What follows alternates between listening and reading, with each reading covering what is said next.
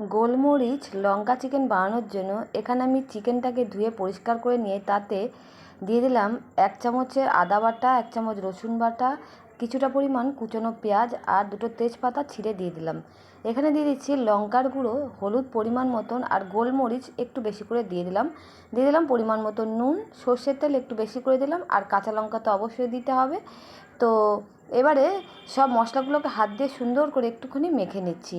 তো মাঝখানে আমি দিয়ে দিলাম টক দইটা দিয়ে আরও একবার ভালো করে ম্যারিনেট করে 10 মিনিট মতন ঢাকা চাপা দিয়ে রেখে দিলাম।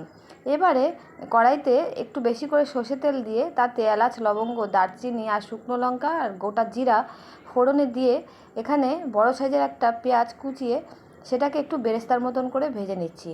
ভেজে নেওয়ার পর বন্ধুরা এখানে দিয়ে দিলাম চিনি। এই চিনিটা দিলে কিন্তু মাংসের কালারটা কিন্তু ভীষণ সুন্দর লাল হবে। আর দিয়ে দিলাম এখানে ম্যারিনেট করা মাংসটা।